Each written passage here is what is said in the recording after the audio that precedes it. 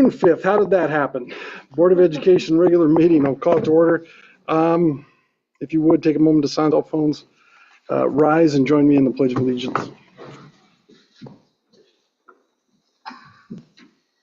I pledge allegiance to the flag of the United States of America and to the republic for which it stands, one nation under God, indivisible, with liberty and justice for all.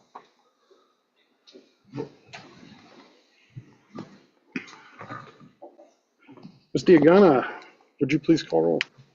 Monica Johnson? Here. Amanda Proctor? Here. Nate Fasano? Here. Amy Musgrave? Here. Michael Witt? Here. We do need to approve the agenda for tonight's meeting. Do we have any changes to the agenda at this time? Okay, I would entertain a motion for approve the agenda. I'll make a motion to approve the agenda as presented. I have a motion by Director Proctor, a second by Vice President Sassano Johnson, I'm sorry. Did you get that? Okay. She got it right. To approve the agenda as presented. Any discussion on the motion? All those in say aye. Aye. Opposed, same sign. We do have a agenda. Do we have any citizens on agenda items? No, sir. All right. Let's roll right into staff and student celebrations and recognition. Superintendent Nielsen.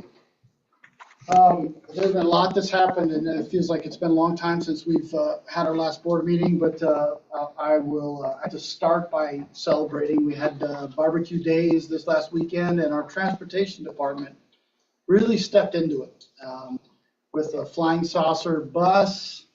I think they added Martians inside, and so staff members joined. A lot of transportation staff members joined. Again,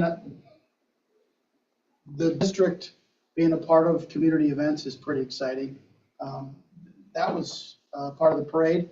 But then I think also fireworks and all that went on at Roosevelt High School, again, was us trying to, in some sense, in kind, support our community. So I think there are things we learned about the building and space that we'll continue to work with the community around what's best going forward, probably pros and cons. But when you think about that space and what it was designed to do and the promises we made to our voters, when you get to see something like last weekend happening there, from the play that happened Friday and Saturday night to all the stuff that was going on say, culminating with fireworks on Saturday night,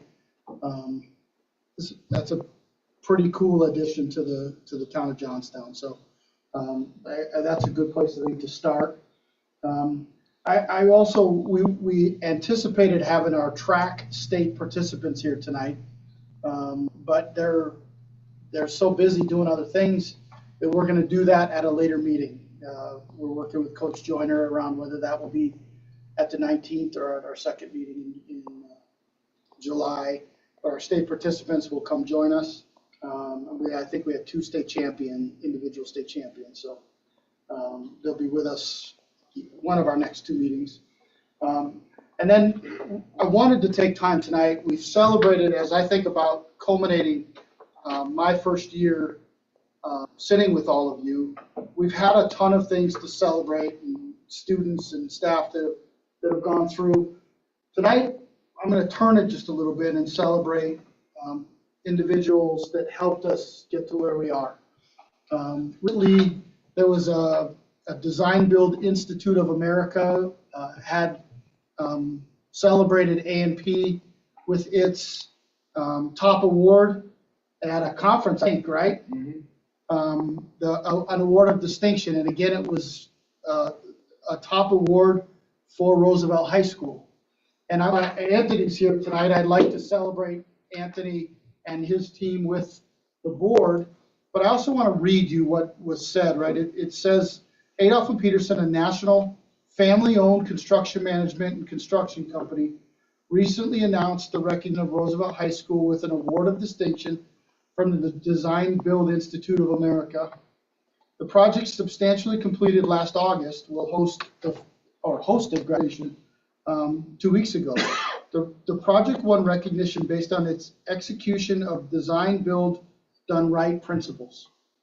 Roosevelt is such a special project to AMP and our school district, said Anthony Durst, AMP design build manager for the project. From all the CTE pathways that were created inside of the building to the Rough Rider Plaza where the community can gather for sporting events, barbecue days, high school is unlike any other across the country. AMP and Trainer HL were fortunate to have been selected to create this important community asset. In addition to receiving the award, the team presented examples from the project to the design build community at a regional conference that was held in Denver. Themed Bridging the Gap in Design Build. The conference invited successful design builders to submit project success stories for presentation considerations, and the Roosevelt High School project was selected for this vertical track. Well, the RE5J's Dr. Rebecca Elbert was part of the presentation team along with AMP's Ed Durst, Scarlett Schmidt, Brian Yan, and Trainer HL's Scott Dangle. Input from the Weld REJ Board of Education, district and building personnel, community members, and students throughout the design build process truly reflected the pride, tradition, and commitment to continued excellence and innovation in our communities, and now be seen in every corner of the newly built Roosevelt High School campus. So I just think when you think about what that building has done to enhance the work the board set out to do, I think Leaders District set out to do 5 years ago, 6 years ago, to now being recognized nationally for the actual build is pretty cool, and is other people taking notice of what the space allows. And there are lots of things you can do without space, but when you have space, you can enhance things. And we're seeing that right now with what Dave's doing in his building, and super excited about what Aspen's going to get to do with her staff in a similar upgrade for the middle school as we step into that in January. So with that, I'd love to ask Anthony, and if you got anybody else with you tonight, Anthony, Rebecca, you want to come up too? You bet. For the president, you're going to take the photos. Board members, can we have you join Anthony for a nice photo of Mr. Durst? And then I'll say a couple words. Oh, yeah. You want to just stay? I'm good. You can hold it. Oh, great. Congratulations. No. It is really cool. Where's all the tall people? I'm usually the short. You're welcome. I'll stand in the middle. My with you. pleasure.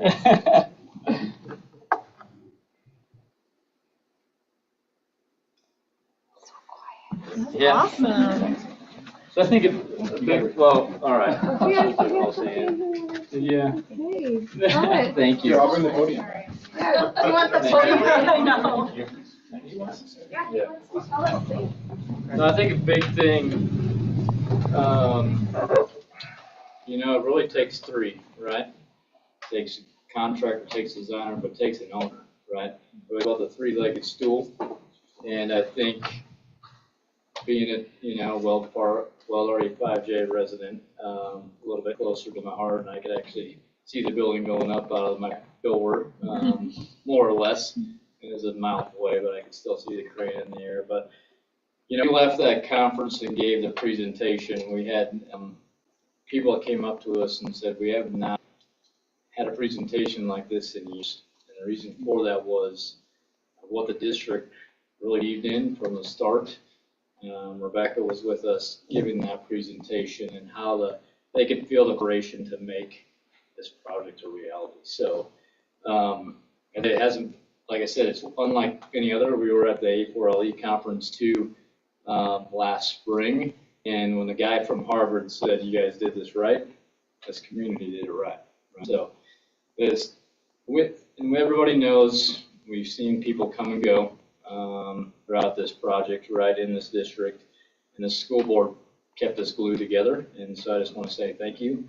I appreciate each and every one of you, and we hope that middle school will be next with Aspen, but It is I call it the show pony now in the state of Colorado because everybody talks about it. So thank you on behalf of AP. Thank you on behalf of Trent Rachel, and forward to. I know there's going to be more bonds to come too. So hopefully everybody's happy. From your lips. This award is for you because you're a part of that three-legged stool. So Trainer got one, we got one, and I just want to the school board has it as well. So thank you. Thank you, Anthony. And, well, no, you take that back to you. He's trying to give you the award. Yeah. I'll get back to him later. Thanks, Anthony. You bet. And please share our congratulations with your team from us too, because You bet. it is. I think of the A4LE little mini conference that we had come through the building. I guess that was last spring, wasn't it? And just to be a fly on the wall and kind of following around through that tour, hearing school districts from really big districts to really small school districts just be in awe and marvel at that facility makes you feel kind of good. So thank you for that. I call them celebrations for tonight. All right. We don't have anybody else has celebrating anything. Monica, Ms. Johnson, do you have something? I include it in my reports, the celebration reports. Are you Are we okay? moving to reports? We can, unless there's other celebrations. Let's go to reports then. Okay. I'll just quickly get started. We obviously all had graduation, which I think is such a great success. It was double meaningful for Amy and I as we had graduates there. So that was a very special evening. So I want to congratulate Mr. Benson on his first official RHS graduation at our new facility. That was wonderful. And then just other few reports is, I talk about it a lot, but my personal or my professional work often coincides with school district work. So at the library, we were able to visit all of the elementary schools and be a part of promoting our reading program. And so I was so grateful for the cooperative efforts of all of the staff to allow us to do that. And then the last thing I want to say is we also get to participate in the summer enrichment camp. So tomorrow, myself and a colleague get to go out to MES and put on a fun Harry Potter event for the kids tomorrow. So that's always so fun to do. So I'm excited to be in the building. And I will say that as being a part of seeing those buildings transform, speaking specifically right now of MES, our library director got to go out there and deliver books for this particular program and hadn't been in since all of the remodeling took place. And so just blown away about how beautiful the building was and what a great asset that is to our students. So I just love hearing that feedback from the community of how proud our community is of all of our schools. And it goes back to this award and all the work that has been done to make improvements. So they're all just such a beacon of learning and growth. So I'm so grateful for that. That's my celebration and reports. All in one. Okay, I'll go next. So I feel like it's been a minute since I've been here, but I did go to the BOCES meeting and serve Michael. He couldn't make it. It was very interesting hearing other districts' end of year changes of looking for superintendents and superintendents retiring. So thank you for being here, Scott. And I have to be one of those reports. So that was fun. And graduation, of course, I'm sure we'll all talk about it because we all went. I'll move on from that. One thing I wanted to, it's kind of a comment about the personnel changes on the consent, as well as I wanted to say thank you to the district about the custodians and moving that contract and hiring that staff so quickly and getting them here. I've heard feedback from some of those people who will be our employees that it was very smooth, even though they were a little hesitant and worried. It went very smoothly, and I know to hire that many people quickly is a large lift. So thank you for doing that. And then the last thing I wanted to say is for the barbecue days for the float, I don't know if Win Barbecue Days will announce the float winner, but I definitely think transportation should win because it was on theme. It was amazing. They put a lot of great creativity and effort into it, which was fantastic to see. They were all super excited to be there. They were talking about all their plans. And one really interesting thing is I've walked in parades before, but what was really interesting is seeing kids and parents cheering on their bus drivers. They saw it and saying, thank you, and I'm excited to see you, and how are you doing this summer? And I actually think that was more rewarding than like the cool alien ship they put together, was that the community really appreciates that stuff a lot. So thank you to transportation, it was great. Come on, I'm done. My turn. That's a first.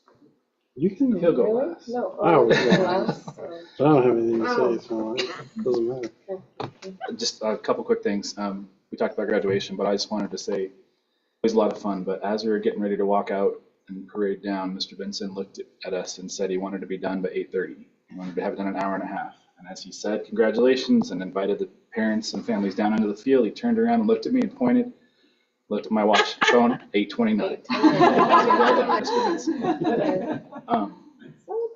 I wanted to also just tag onto the parade thing. I happen to know one of the judges. She lives in my house. And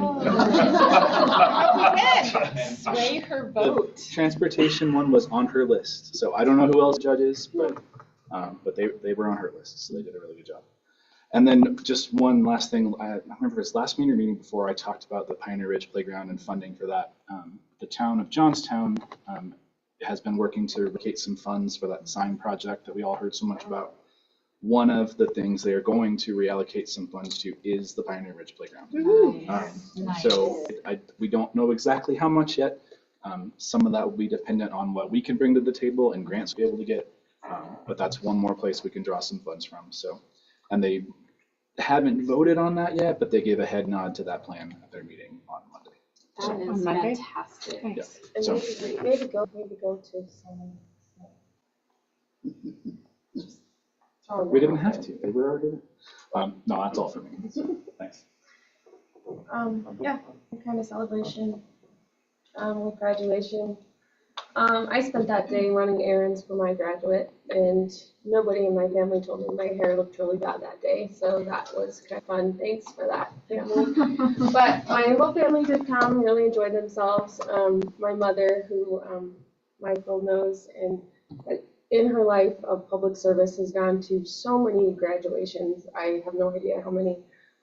Said Mr. Benson's the best she's ever been to. Wow. And she meant that very sincerely. She absolutely loved it. Loves her school.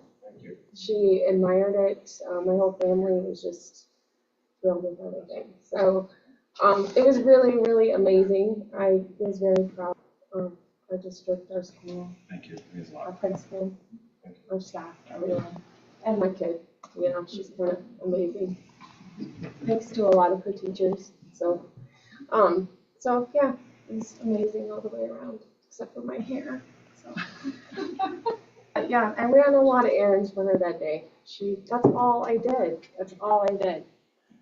I don't know, but that's okay. Busy time. Of course, It your people was on a the really stage. good day. It was a really good day. I think I had something else I didn't go to any of your meetings. I'm really happy about that. You didn't go to any what? Any of your meetings. And I'm happy about it. What my movie? The BOSES Yeah. meeting. You Oh. invited us to go when you said. Oh, yeah, I did okay. not I go. was like, And I'm happy about it. okay. Amanda did that. Yes, I appreciate that. Yeah. I don't have much to say, surprisingly. Graduation was fantastic. Your hair looked great. Thanks. Your red dress was spectacular, even though you couldn't show it off. Yeah. Our new red dress. We were sad about that. Thanks, Benson. It was so funny, Dave. It was so funny. She comes in, we're like, you got to get a robe. And she's like, I bought this dress to wear to graduation. How many ducks did you get? 110. Okay. Most of them were signed. Well, that's cool.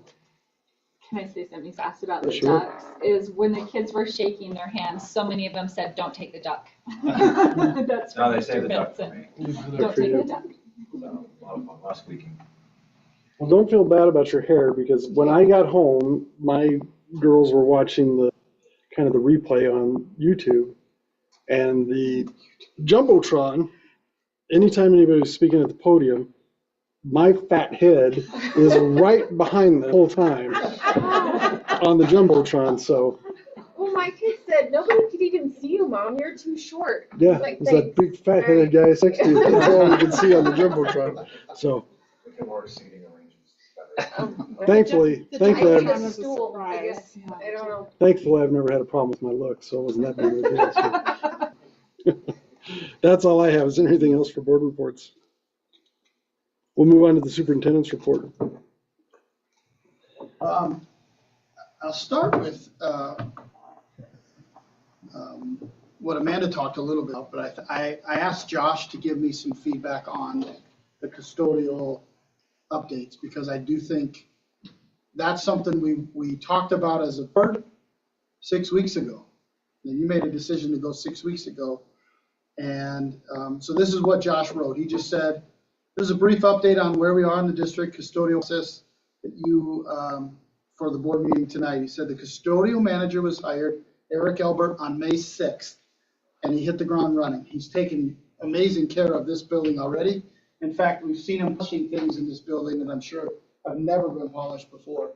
We had over 50 applications for the custodial positions to choose from to interview, both former Sodexo employees, ABM employees, and outside applicants.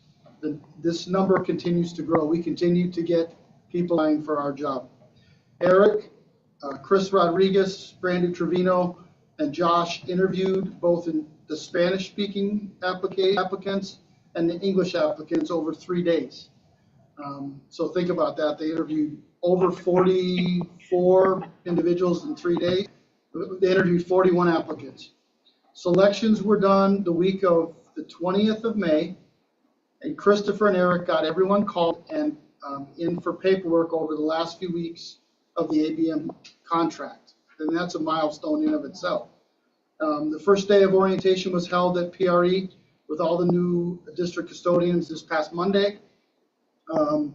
They set expectations, they did some up training, and they did some work to get to know each other and the different schools that they'll be working in over the summer. On the 4 district custodians were in buildings, starting the deep cleaning, inventory, and training on the different equipment that the different buildings have. Josh said we have a lot of work still to come. There's been a few hiccups throughout, products to order, and sorting of where everyone will land come August.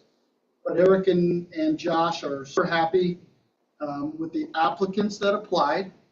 Most of the interviews, they were happy to see such qualified candidates. I think Josh, going into it, talked with the board about feeling like we could do this.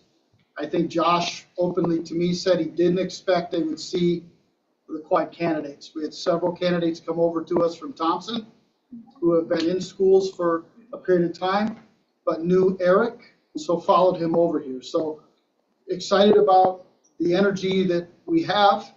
They're going to spend time working in groups and doing deep cleaning before they figure out exactly where they'll be in the fall.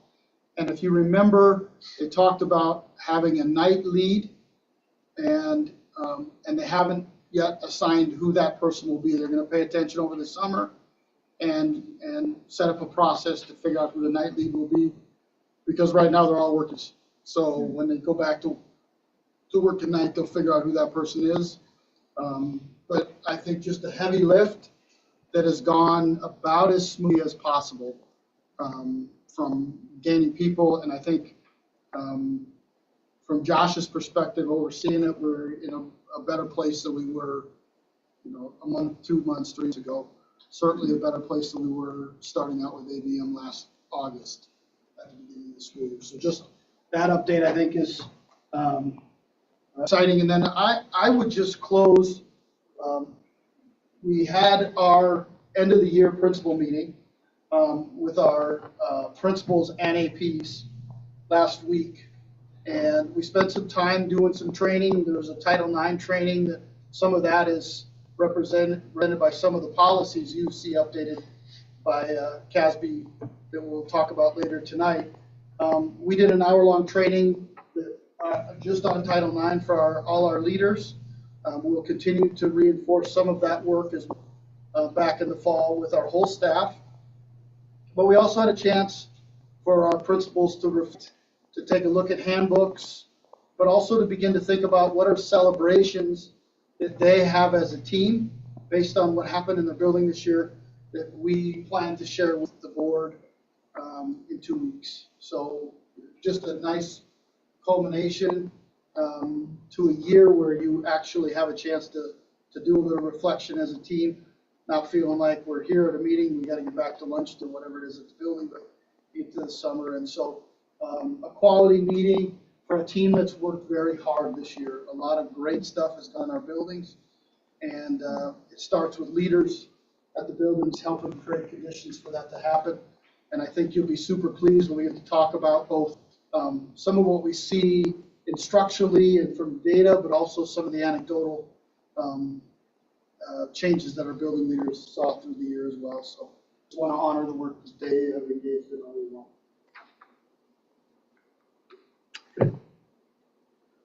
Any questions? All right, well, thank you.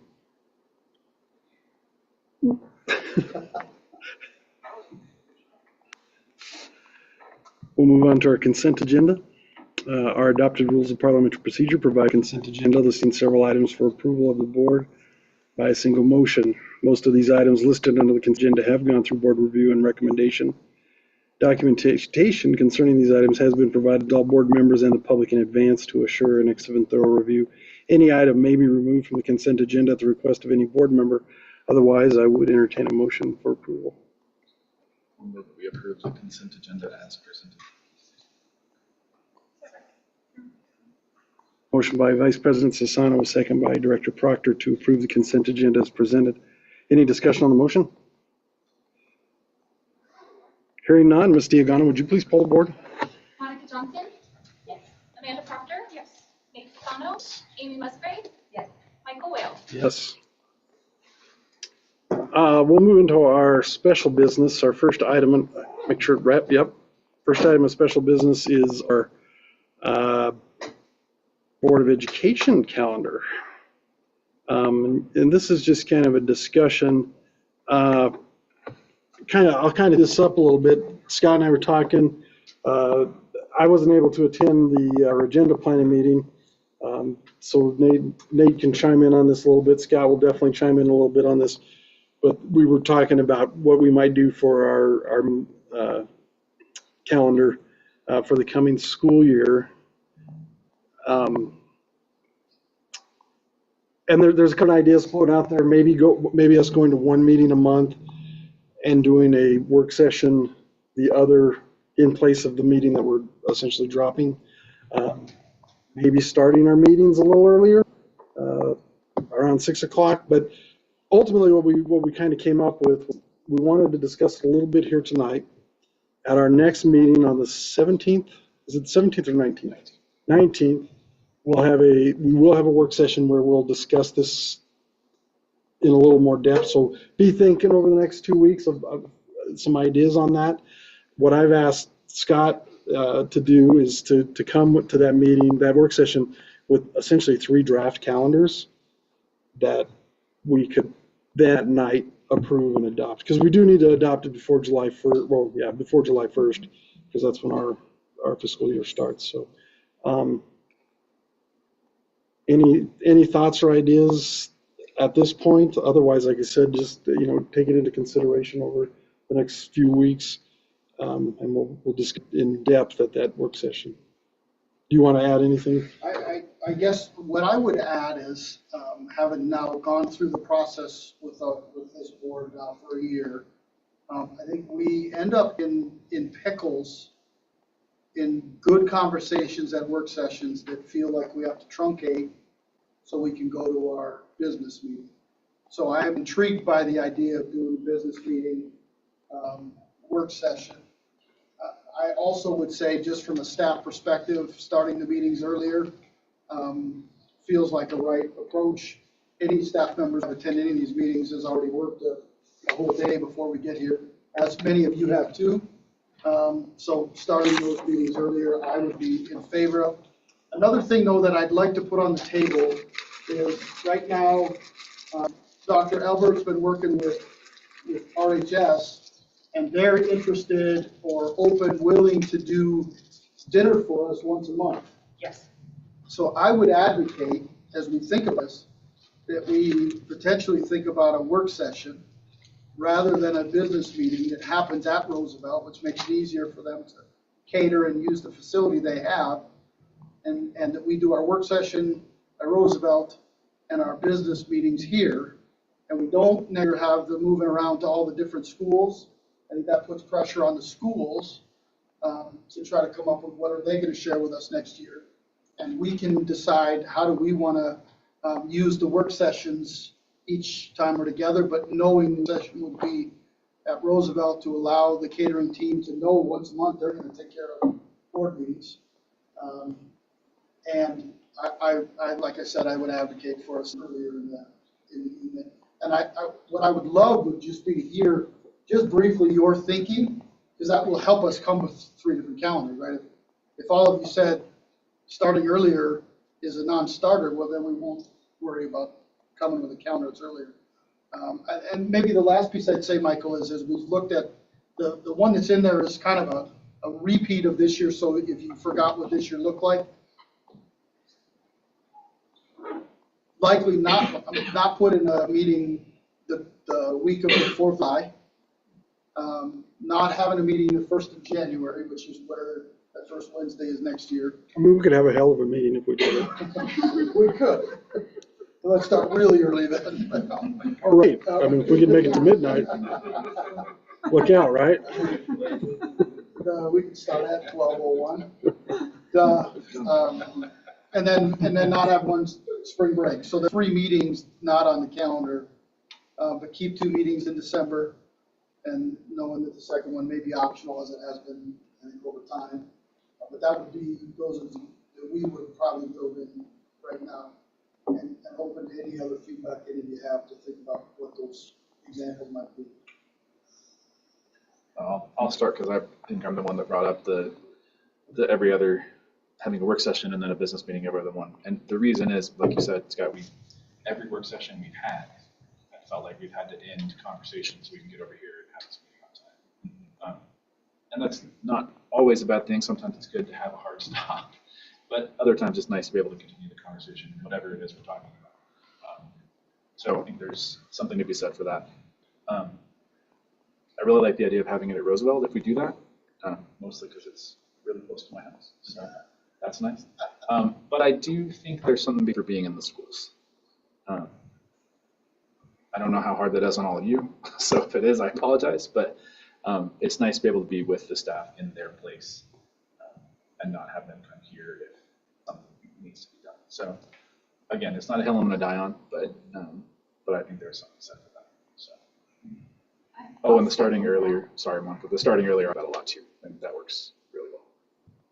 I like being in the different schools, so whether we do our official board meeting there, but just as long as we get in the schools and we get the information, because I think that's so valuable when we're actually in the facility and we hear about what's working. Sometimes we hear about things that need improvement. So I find that such a valuable piece of this position. So whether we do that in a former setting or maybe take a work session, or just talk about meeting at RHS, but somehow I feel like we need to incorporate being in the schools in some capacity or other. So that's my personal thought. Yeah, I don't disagree. I like going to the different schools. I also think it provides different geography points for people in the community to come to as well. One thing I would advocate for with the schools is not having them back to back all the beginning of the year, but maybe sprinkling them throughout the year, because I think that provides different perspectives in the schools too, and we're not hearing the same, well, school just started, we're not sure, right? It gives them time to prep as well. like the ability for people in the community to visit us at a location that's convenient and close to them, that's home for them. And again, like just going into the schools, I think is important too, because I, you know, like I like going to Pioneer Ridge, but I can't get there on a normal basis. So this provides my once a year that I can at least get in the building and say, yeah, I have a perspective of what you're speaking about, and I can like recall that memory.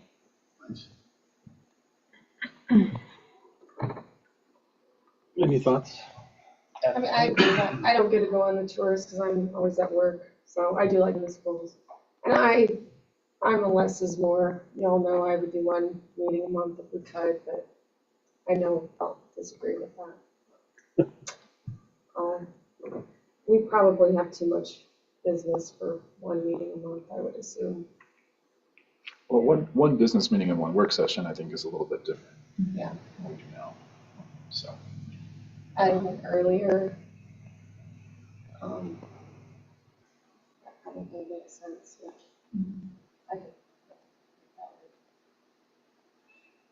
I just don't like meetings about meetings, as long as we get. I know, the that's business, what we're doing I'm here. good. Yeah.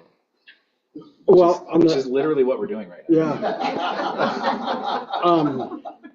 As far as the early start time, and what I told Scott was I'm all for starting earlier because it means we Yeah. can go home earlier. That's it, We did have a situation in the past. It was actually when we were doing our beginning our superintendent search. We had a public forum that was held here that started at 6 o'clock, and there was one community member who continually kind of beat this drum that was intentional to keep the public out of the meeting, because most people are traveling home from work at 5 o'clock. There's no way they can make a 6 o'clock board meeting. I don't know if that's a belief that's held by anybody outside of this one individual, but it's one of those optical things that I think we need to maybe take into consideration, that in instances where we may expect to have a lot of public comment or involved, we may want to, if we were to go to an earlier start, we may want to adjust that. We could say, because we realize recognize people who would like to attend this particular meeting for whatever reason, we may start it late. The other thing I had mentioned,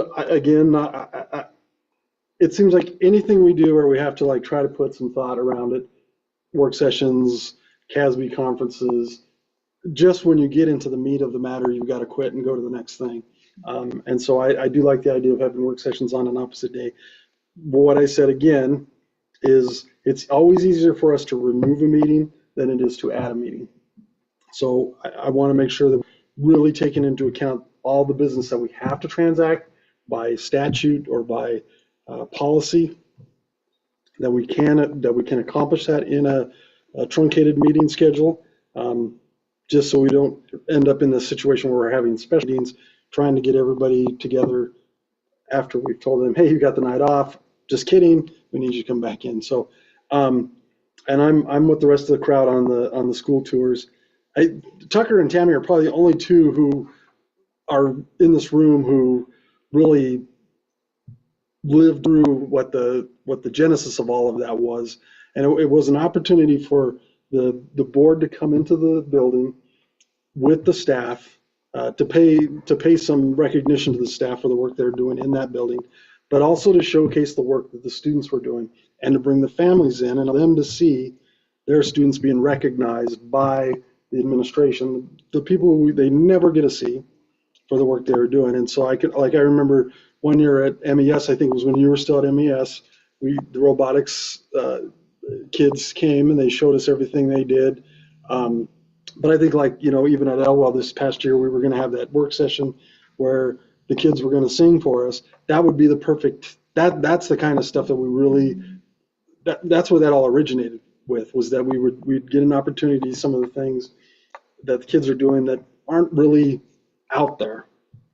But those families could come, they could have dinner with us. And it was supposed to be this, it was a community event. And I've always said, I said this through the bond, we're a small enough district where we could still do these things. I mean, having 5 schools in the school district is easy for us to do those kinds of meetings. We get to 10, 15, 20 schools able to do that anymore. And I bet some of those board members in the future will look back and say, man, remember those guys used to do that stuff? It'd be cool if we could do that now, but there's no way we could fit that into our schedule. So I know it's a lot of work for the admin teams of those buildings, but I think it's important. I think it's important for the culture that we want to create from the board down. So just my thoughts. Yeah, I had one other comment too. And this is kind of a great comment though. We have so many great celebrations that we already run celebrations sometimes close to 8 o'clock. And I'm really concerned if we go to one meeting a month. This sounds dumb, but if we have like 3 state teams or whatever happening, like I don't want to keep these kids out super late, right? Because it's in the week and they've got to go back home and like wind down and go to sleep. And make sure. And I know it's a great thing, right? Oh, we got too many celebrations tonight. Like we're just gonna have to let these kids go home early. But I want to be mindful of that as well because I like that culture too of us celebrating them because you're right, when you get to a bigger district, like at BOCES, I was talking to St. Vrain, they don't go to every school. There's no possible way they have enough time to, and they don't recognize state champions like we do, or whether it's academic or not, there's just isn't bandwidth and time to do that, and we're very special at that. We celebrate as a community, and I don't want to lose that either. So I think another thing, I don't mind going to one meeting and a work session, but that is a concern. If we cram all of the celebrations in one meeting, I don't want these being out too late because I want to be mindful of them and their families. And they've got other students and kids obligations that happen after they leave this building to go home for the night. I think ours are starting earlier too. Maybe. So we'll start our meetings at noon. No, but I think you've given us plenty to come back with some calendars and Good, okay. we can move on for Godspeed. Yeah, well, I have a whole session dedicated to this, Amy. All right, we'll move on to the approval of the 2024-25 student parent handbooks. And the wording on this is approved, but this is a discussion because we will leave these open for review, not only for ourselves, staff, and the public, our 2-week period. So. President Wales and board members, we have in there, you see the handbooks, you also see the updates. The update from our elementary is one update for the 3 because their handbooks are the same. And then the updates from both the middle school and the high school. And our principals are here tonight in case there are questions you have. They will not be joining us on the 19th, so they're here tonight to answer questions, but then they're off by the 19th. And in one of our cases, we'll be on a plane headed to Washington, D.C. So to celebrate the work they've done over the last couple of years. So are there questions that you have about some of the updates that you see? I think, Tammy, do you want to update us a little bit too? Just real quick, yeah, on a couple of things. Elementary, as you'll notice, there's one pager that talks about the changes. That's because they all work together to align their handbooks again. So all 3 handbooks are the same changes. They're working on the discipline matrix that you won't see those changes right now because we've recently learned that there's some new CDE codes that need to be added to that. For the middle school, they're making some changes to the discipline matrix as well that reflect those same codes that need to be updated. And then for RHS, you can see changes on their one pager. They did update their discipline matrix and they made some changes to it based on the CDE codes, but then also to be more responsive to individual situations that happen. You'll also see with the RHS handbook, the athletic handbook is linked, and it also includes the updated fees schedule. And obviously between now and then, these can be changed slightly. Discipline matrix will be, obviously, as I said, and then the fees, we're making sure we've got all of it included. But I think that covers pretty much what every level has done. I think one of the ads that I would say from the RHS, the handbook or the athletic handbook attached is a nice switch, but I think there were questions that were asked by board members, both about attendance and grades. Both of those have been updated in the new athletic handbook. So you can see those in there. Principal Benson, you want to talk about the updates or? Which, the handbook updates or the athletics? Just the two questions that came up in here were about grades and athletics.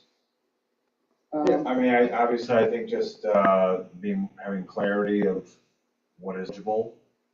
I think that was probably the source of it, and making sure that we do attach attendance to eligibility. We're seeing a trend with all of our students, as is the entire state of Colorado, that students' attendance rates are not great. So students with the improvement of access to technology and Google Classroom for assignments, we're seeing a correlation between students feeling they don't need to attend class as often to pass the class. Make sense? Because they can do the work on Google Classroom. So that also carries over to our athletes. That we've also seen, because they're part of the student body, a higher than we're feeling comfortable with attendance rate. So we're trying to make that clear that if you are an athlete, that you are a student and you are present in the classroom, and there is value. And of course, we're going to talk more about that in August at our PD about this growing trend of who are not present in the classroom as much as they once were, probably pre-COVID.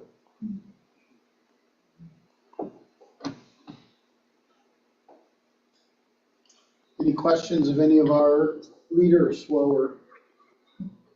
I have one question. I'm going to be honest, I have not gone through all these with a fine tooth comb, but I looked at the elementary update, and there's a comment in there about the smartwatches. Can we just talk about what the plan is with smartwatches at the elementary level? Sure. We piloted kids being allowed to wear a watch, in part because as technology has changed, one of the things that the smartwatch allows is a parent to have an idea of, is their kid to think their kid is? Did they get on the wrong bus? That kind of thing. And so we piloted, you can wear the watch, it needs to be on a silent mode or a do not disturb mode or a school mode, depending on the watch. If it's a disruption, if we're not using that appropriately, then it goes off and goes into the backpack. This allows us to say that is what we're going to honor versus saying no smartwatches, allowing it. This says no. This is the circumstances under which you can wear it. If it's a disruption in class, if you're recording, you're using it inappropriately, it's off and it's in the backpack. And that's the discretion of the teacher as to when that occurs. Good, thank you. Question on Roosevelt's discipline matrix. There's a column on the far right that says board policy/CRS, and nothing is filled in that for the entire document. So what is the purpose of said blank column? Well, the link up top will give the definitions to that. And then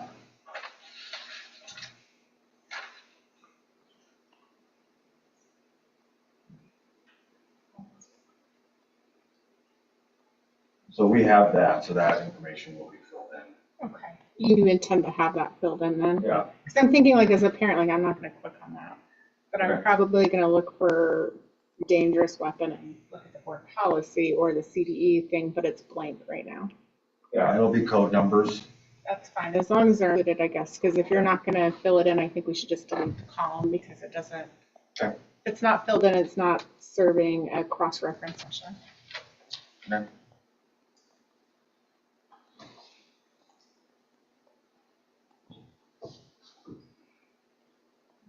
I don't have any questions, just more than anything, a comment. Spoiler alert, my buzz phrase for the coming year is going to be remember future.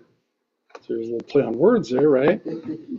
But there is, in my mind right now, there is no doubt that within 10 years, we'll have a second high school in this district, probably a second middle school, probably a handful of new elementary schools.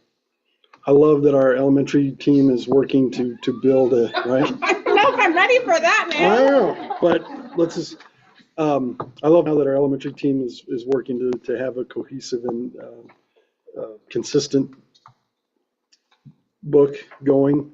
So I look at Aspen, I look at Dave and say, be thinking in that frame that, you know, as you're making changes to these books in the future, think about how easily it will be to apply this book to a different facility, and where there might be some comment that we can share. It's not going to be a pressing thing, but just keep it. Remember the future. That's all I'm saying. Remember the future. To two A's in this district. I have some questions regarding attendance and excused absences. And what did I do with it? So on PRE's handbook, I saw this couple. Absences and tardies, please call the school office before noon a day your child will be absent or late and state the reason. Your call will erase our concern and eliminate the need to call you. So that's what I expect when my child is sick from our school district. Then I look at MMS and you expect official documentation, medical or legal, checkout from the main office, arranged 3 day in advance, blah, blah, blah. Why is that different at MMS than it is from our elementary schools?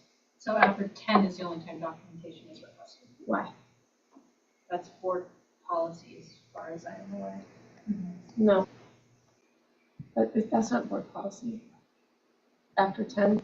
I think it's state law. I think it's, It's not state law. State law is like they I'll allow get it from for, someone. they allow. I didn't create that. Promise. No, state law, it allows for like, the mental health stuff, like.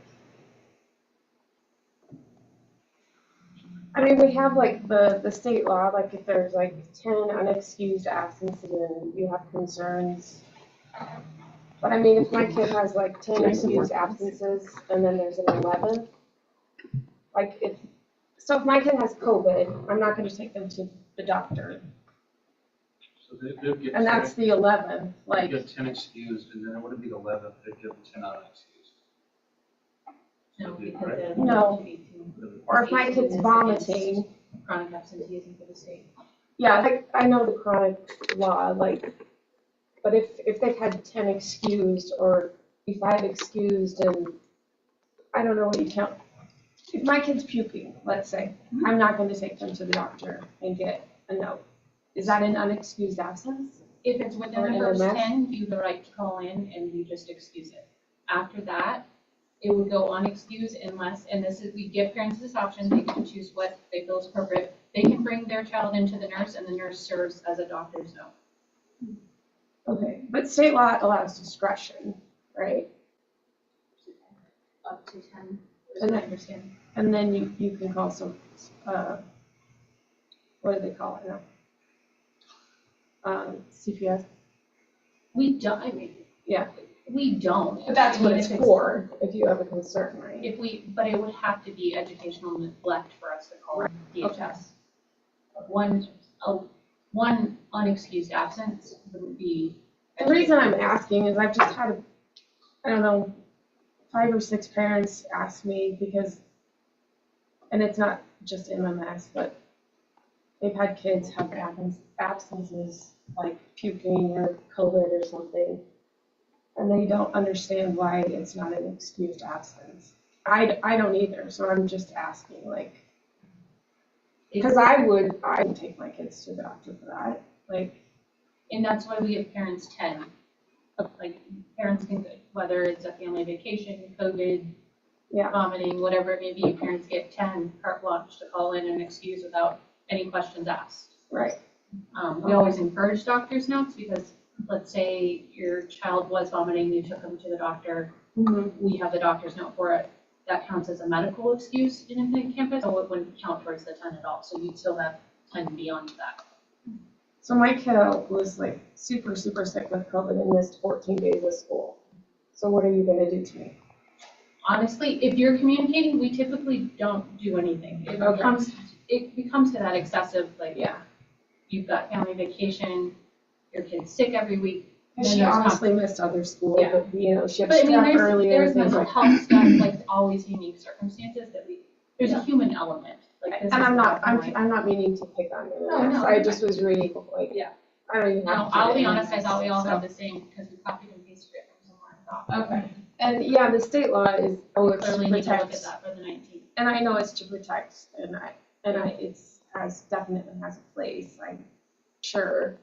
I just had like parents asking me, they're my friends, by the way, like, what the hell? And I'm like, I don't know, because I haven't had any problems, like, and my kids have gone to different schools and called and all the things. So I just wondered why it was different in the different campus. That's all. That's something we'll probably align with. Yeah. Okay. All right. And I didn't mean to pick on you. I really No, you're didn't. fine. And when my kids did go to MMS, I never had any problems. I really didn't. So, yeah. I had 2 kids go through MMS and I didn't have a single problem. So, I think I was there for. yeah.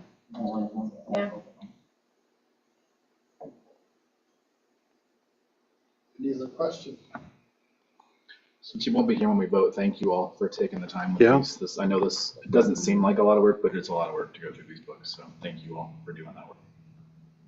I would say if we have any questions between now and the 19th, direct them to Scott, maybe CC Tammy on them. Okay. That we have one point of contact essentially. All right. All right. Thanks for hanging out with us. Yeah. I will move on to our next item, which is the approval of the 2024-25 salary schedules. President Wales, before we step into that, I would love, given that we were doing the negotiations update during the work session, it was planned to be during the work session, and we had some miscommunication with our JMEA reps. And then, as we talked about with our work session time, we out of time. So I would love, before we move into approval, I think all of what you're looking at comes out of negotiation. This seemed like a logical time. If you have questions for our 2 JMU reps, this would be a great time to ask Rosie and or Amy. We're representing the team that we spent a lot of hours with this year together. Second home.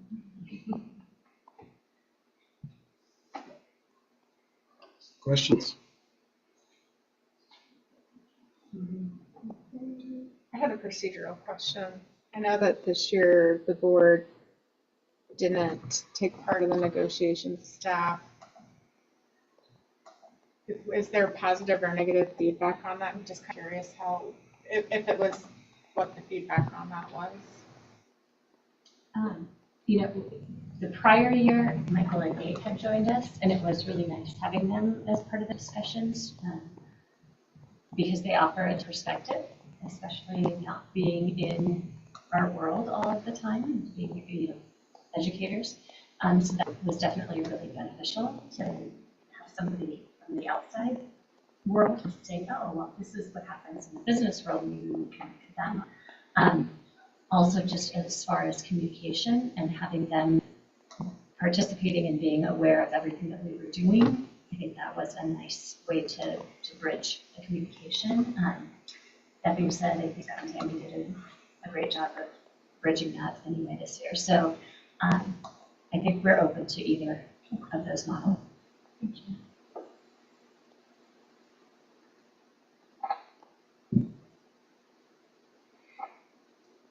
I guess you think about questions, I'll just culminate them by saying before you vote, I think the team did a lot of good work this year, tackled some tough items, but I think what you're about to approve was a big one for me when I took this job.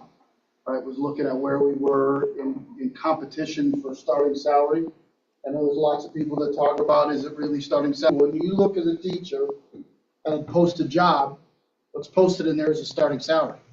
So when we're not competitive with our neighbors, we aren't competitive, or as competitive as we can be.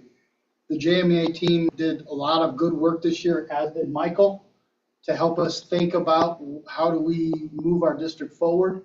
And I think you're about to approve something that probably, while we sat in this room, I don't know, felt like it was possible to get to $50,000. And it was JMEA that came to the table and said, here's how we're going to do, here's how we think we would do it. So I just want to, that's just one example of how the process, I think, worked. And I put us in a position, in a better position than we would have been had we had our starting salary $46,500, which I think would have been a logical step. We're much better off than that, and we still have work to do as you continue to move the district forward. But this is a big step forward, district. A lot better place than I thought we would be, ending my first year in terms of positioning ourselves going forward. And thank you for you representing the team, but the team heard me say that there too, how much I appreciated the work they put in. Yeah, there's definitely a lot to be celebrating here. I think one of the things that we talked about when we had the discussion, I can't remember if it was in a meeting or a work session. But the one thing that kind of got uncovered in all of this, and thanks to the work of our CFO, Michael Everest, for kind of uncovering this, is that, I mean, at $50,000, we're still not, we're kind of competitive, but where we really excel, and I mean, it's not even competitive. We are leading in the region is the percent increase we see between columns. And I think we need to figure out a way to really celebrate all that, not only to our current staff, but to experienced staff who are looking to move to this district, and even new graduates, you know. And this was kind of the thing I was always bringing up last year in negations was, you know, I wanted to see us add something to, you know, like row D as opposed to row base, but adding something to row D that said, look, if you're willing to commit to this district, it will pay off quickly for you with time spent. It turns out we were doing that anyways, and we are doing that anyways. And so I think that's something that we need to be talking about. I guess anybody for any column, whether we're trying to bring in and recruit experienced educators or brand new educators, like, you know, you could probably go to another place in the state of Colorado, probably on the Front Range, and get a starting salary better than $50,000. But as you progress in your education and your years of service, you're not going to get growth in those districts like you're going to get here. And so I think that's something that we need to really toot our horns about. I forgot what the other thing I was going to say is, so it's probably a good thing. Well, I completely agree with what you're saying. We need to sell that talking point, but having our starting salary at $50,000 is a huge step in the right direction. And I tell the story all the time, but my wife had a student who taught in our district, wanted to work here. There was an opening here, but she went to a district in suburban Denver, which I guess you might call us suburban Denver, but South Denver, that had a significantly higher starting salary. So it wouldn't have mattered 5 years in that she was getting paid more because she was making more early on. So to have both is the best of both worlds. Yeah. So I'm really excited, and thank you all for doing the work. I asked in the work session before you guys got here, and I'll just tell you, I don't think it's a question. I just put it out in the room. One of the first sections is about the plan time and the minutes of plan time and all that. And I hope we have finally settled the idea that elementary don't have the same plan time as middle and high school. Sounds like we have, and I think we've come to a good spot, but the two workloads just aren't the same. And so they're never going to have the exact same number of minutes because the workloads are not identical. So I'm glad we finally, that's been a talking point since I got on this board 5 years ago. So I'm glad we finally got that to a place where everybody seems to be happy with it. So I'll just put that up there. Hopefully we won't have any more MOUs about minutes of plan time for a while. I know eventually it'll come back around, but hopefully not for a while. So that's all. I kind of remember what I was going to say.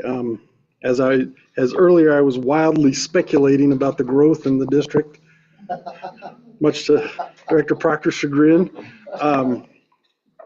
You know, I guess all of us here are hopeful that, you know, it's going to be a prosperous district for many years to come. Yes.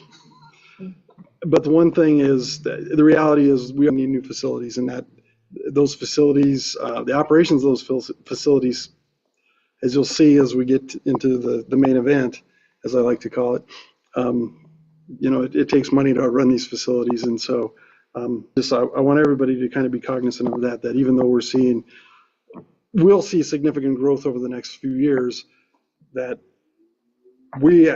part of our job on the board is to make sure that we're operating facilities that are safe and efficient and productive for our students and our staff. So I guess just trying to set an expectation with that. So. Any other questions, comments, concerns? I don't have any questions, but that base salary that we had was definitely one of my huge concerns when I started. So I appreciate all of your work that you guys put in on raising that. Definitely a step in the right direction. So appreciate that, all of you.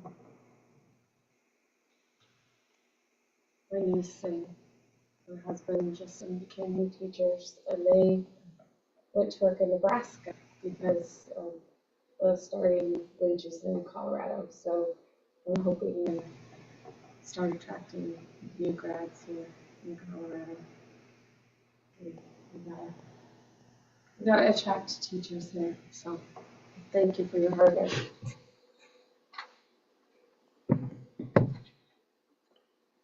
Well, we can take action on this evening. I just recommended that we do. I'm gonna motion to approve the 2024-2025 salary schedules as presented. We have a motion by Director Proctor, a second by Director Johnson to approve the 2024-25 salary schedule as presented. Any discussion on the motion? So I'm just going to put out there, I always feel a little weird taking this vote because it directly affects my family. So I'm not going to vote against it or anything, but I just want to put it out there. It always feels a little weird. Mine as well. What the hell? I need a new grill. Probably can't say that. Any other discussion? Ms. Diagana, would you please pull the board? Monica Johnson? Yes. Amanda Proctor? Yes. Amy Fasano? Yes. Amy Musgrave? Yes. Michael Ware? Yes. Well, good job, guys. Thank you for all the hard work. Having sat through it last year, I know it is hard work. A lot of hours put into it. We didn't tabulate this year, but it was a bunch. All right, we need to dim the lights and get ready for tonight's main event as we move into the 2024-25 budget presentation. Mr. Everest. Thank you, President Wales, members of the Board of Education, and Superintendent Nielsen. Tonight, as my intro suggests, we'll be taking an overview of the district's budget for the 24-25 school year. Looking at the first slide here, the general revenue overview, you can see just kind of just basically our line, 52.6 million in revenue, and then have transfers to our charter schools of almost $7 million, and then transfer to our capital reserve fund of $759,000, which will give us a net general fund revenue of $44.9 million. Looking at the next slide. Slowly. Looking at, so one of the primary drivers of our funding is, of course, our student count. We are overall the district, so including the core district plus our 2 charter schools, we have a projected funded count of 3,888.5. And then you can see the distribution between the various components of the district. We're budgeting for an increase of 50 students in the core district, 0 students for KQA, and 14 students for STEP. For 64, a total of 64 student growth for next year. And then just as a note, if you're comparing, to prior years, this 24-25 will be the same year that the preschool students aren't a part of our funded pupil count. They are funded separately through the new Colorado Department of Early Childhood. So looking back past 2 years, student count numbers won't be comparable because you'll have preschoolers in the earlier years. Looking on the slide. Sorry, I was trying to scroll them, and now I can't get it. I don't want to be forever moving on.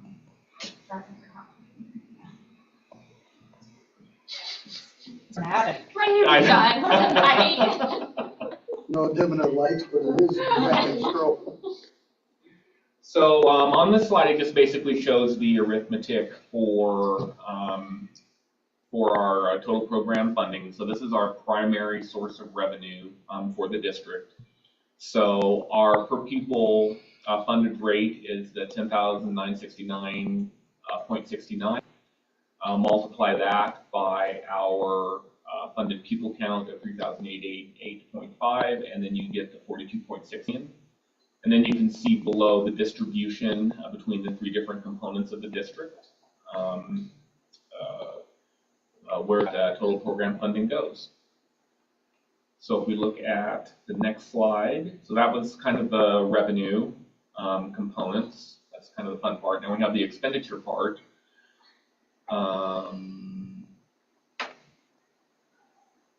Carmichael? Yes. Yeah. So looking at this, so we have projected general fund expenditures of $46.3 million. That is an increase of $3.6 million over our January 2024 supplemental budget. Principal drivers of this increase are listed below. So $1.1 million salary and benefits for certified staff, $239,000 for classified and administrative staff. Custodial services, an increase of $616,000. Risk management activities going up $590,000. And then we also had a 13 FTE increase, which is really a net of 11 FTEs. Full individuals that we were contracting with are being brought in as employees, which over the long term will be less expensive for the district because contractors are significantly more expensive than employees are. So just to kind of focus in on a couple of items, as Superintendent Nielsen talked about earlier, the bringing in of custodial services as a function of the district, that's a significant increase for us, a significant investment for us, I think, honestly, going forward to help better maintain our buildings. The risk management activities, that's basically different insurance. I was getting ready to ask. I thought that was like things President Wales says in public meetings. Well, that's a part of it. That's a part of the liability insurance we have. 5%. But the reason for this significant increase, there are a couple different things that are influencing that. The first thing is that just just across the state. So for our, property liability insurance, even if we were doing everything 100% right, we had extremely low utilization, our insurance rates would have gone up. SIDSIP, the district's insurance provider, which provides insurance for almost all the districts in Colorado, their utilization rates are up for their insurance, so their rates go up for their insurance. That's kind of the first thing that we encountered for next year. Second thing that we're encountering is that we have high utilization. We have, of course, the construction project on this building. We had the roof replacement at the middle school building. We have, a couple utilizations. So our utilization is pretty high. And so it'll take, several years for it to work through their formulas in order, for our utilization to come back down. And so hopefully we can see some relief in that regard. So that was with our SIDSIP insurance. Another major insurance for the district is our Pinnacle, our Workers' comp. Workers' comp. Thank you, Director Proctor. The current year, the 23-24 school year has actually been we still have a couple weeks left in it, but knock on wood, this has been a really good utilization year for us with our workers' comp. That has not been the case the couple years prior. We've had one extremely high claim from an employee that was injured, and then we had several really high claims from employees that were injured on the job. So that utilization has, dramatically increased our workers' comp. So, again, as we move through, hopefully continuing with good utilization years, that, those higher years will wash out, and our rates will hopefully settle back down. So that's something I wanted to highlight as one of our expenditure increases for 24-25. If we look at the next slide, so this is what we're budgeting for our general fund balance to look like at the end of the 24-25 fiscal year. So we are projecting a total fund balance of the $4.6 million there at the bottom. And then you can see the different components of our fund, the Tabor Reserve long-term contracts, non-spendable fund balance, our education reserve, and then our unassigned fund balance. 2.7 is really Michael's fun. When he's to you and it's like, do we have money? So yes, these are the different components of our fund balance that are currently budgeted for next year. And then if we go to the next slide, so that kind of concludes the general. Yes, President Wells. And I don't want to put you on the spot with this, but I know we talked about this a couple weeks ago. And if the answer is it's more involved and complicated than that, that's fine. Well, we talked about, having some of these fund balances in interest bearing accounts. Are some of these here sitting in any of those? So all of our, I believe the term is idle cash, is in our. So each one of our funds. So the general fund has an account with Colo Trust. As does our nutrition services, our capital reserve. All of our funds have interest-bearing accounts at Colo Trust. Okay, that's great. So I keep us. I keep a little cushion, but a relatively minimal amount in our operating account, the district's checking account, which doesn't interest. But any idle cash that we have is in Colo Trust. Now we have a lot of cash right now because we're just getting our local property taxes in. As we get, and we've talked about this before, how with and especially now with how dependent we are on our local property tax, where, this year we're, 75% of our total program comes from local property tax. So, and we get that in March, May, and June. So right at the end of the year. So we're right now collecting that. So so we go into July, our cash balance is, going to go down. And then we'll be drawing again, if the board chooses to participate in the state cash flow loan program, we'll be talking about next board meeting. We won't have any idle cash really at that point. So I'm definitely putting in Apollo Trust, while I can, to earn the interest that I can, because as we get into the next school year, it's going to dwindle, and then we'll be on the state loan program again.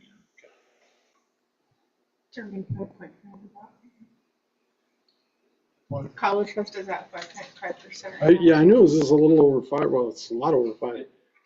It's about 5.4%, the last I thought. Yeah. And just so for those who aren't aware, it's incredibly liquid. It's completely liquid. I can, it takes a day for me to move cash from either, from the operating account into College Trust or vice versa. So yeah, there's no liquidity problems with it at all. Yeah, another board I on has a sizable reserve in Colorado Trust, and it's so amazing to see the interest that those accounts are earning. Like, oh my gosh, I wish we had those reserves so that we could do some really cool things with the interest, I think. All right. Please continue on. Thank you. Moving on to the next slide. So just kind of a brief little discussion about our insurance reserve fund. So district administration has chosen to close our insurance reserve fund for 24-25. This has always been kind of a smaller fund. I mean, this basically pays for, or what comes out of this fund are our insurance payments, so our SIDSIP payments, our Pinnacle payments. The overhead in maintaining a separate fund just for that, it was felt that to just go ahead and close it, and it's going to be rolled into Fund 10 under location 800. So it's all going to still be consolidated into, a readily identifiable section of the general fund, but it'll just become a part of the general fund instead of being its own separate fund. Moving on to our food service fund. As you can see here, we have, our, and then the rest of the funds will be in a similar format. Our beginning fund balance, budgeted beginning fund balance, total revenues and expenditures, and then the difference between those two numbers for the food service fund. We're looking at a decrease of about $267,000 for an ending fund balance of just under $1.1 million.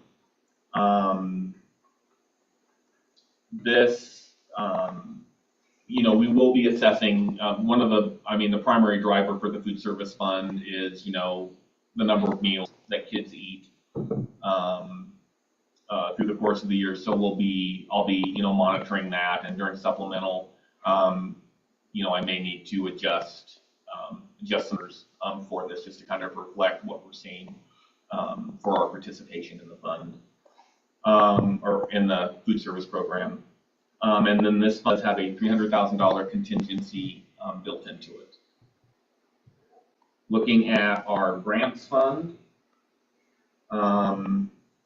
this fund, since it's grants, the goal of it is to have a beginning and ending fund balance of 0, because your revenues and expenditures for grants need to equal themselves or equal each other. And then, so these are grants that that have been identified for going into the next fiscal year. New grants will be added as they're awarded, throughout next fiscal year, and it might become necessary for the board to approve adjustments to this at supplemental budget time.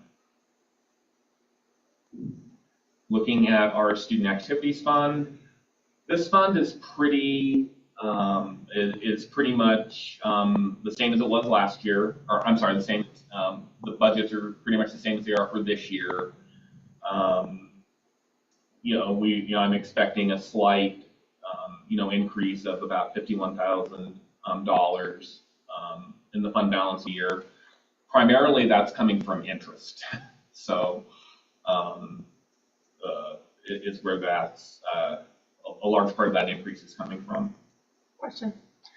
When I looked at the detail of this, it reminds me of a question that I think I asked you with the Letford LL transition. So I'm going to ask you the same question with the MMS RMS transition. Is in the detail here, you actually have Letford and LL as separate line items, but you only have an MMS line item and not an RMS line item. Are you planning on doing that transition? I haven't looked at like the detail of the general fund of like individual school budgets. Are you planning on doing that in a budget amendment to call out both that they're technically two different schools? Because MMS isn't demolished or anything, right? It's still sitting there with building costs throughout the year, and RMS is a completely different animal. I haven't decided exactly how to do that because this is. Like with the Letford Elwell, transition. I mean, they were largely the same kids, but district boundaries were changed, and so it was mainly Letford kids, but there were some PRE kids thrown into the mix. With the middle school transition, it's exactly the same kids. Yeah, but the building costs are different, and you'll still have building costs over here at MMS, and you'll have RMS building costs. Definitely, Definitely, in the January timeframe for supplemental budget, this will be. I mean, we're going to have a sixth building, so right. I don't know.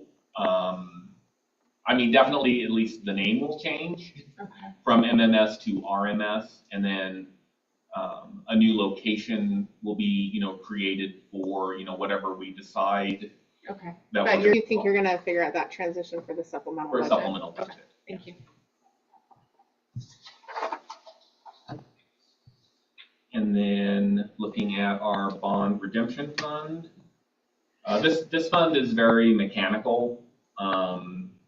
We have payment schedules. We have ballot language that was approved by voters. So it's basically just piling those and assigning dollar values to them.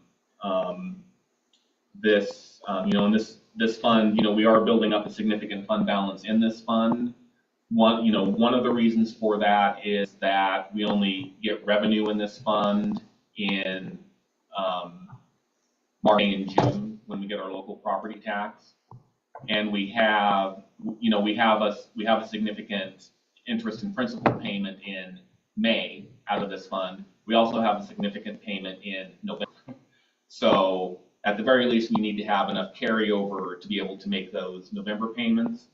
But then additionally, as the payment schedules are structured, our payments are trending up over time.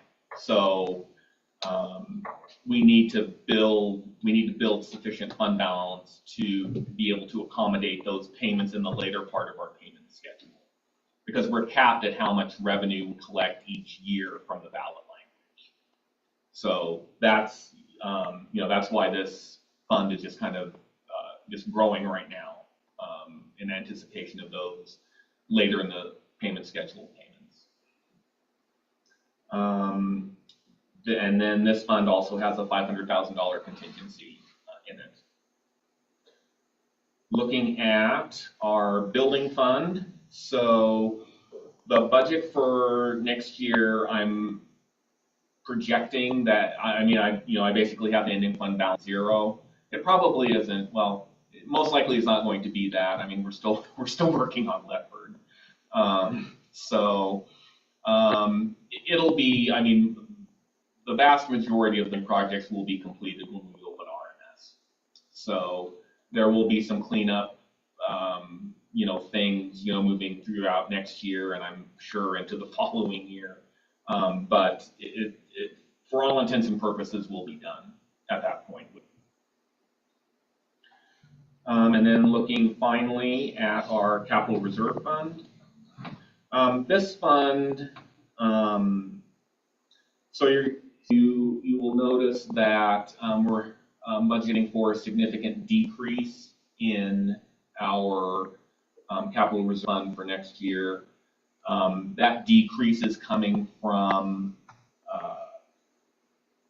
a decrease in the revenue transfer from general fund into capital reserve. And that was basically done, as we saw when we looked at general fund, the expenditures that, the expenditure increases that we're undergoing in that. So capital reserve isn't getting as much revenue transfer, so its fund balance is going to go down for next year, what we're projecting for.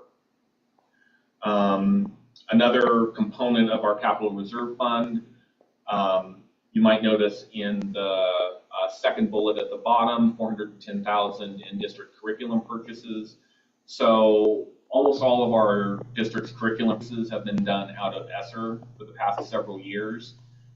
ESSER money expires September 2024. We will have approximately $130,000 left to carry over into 24-25.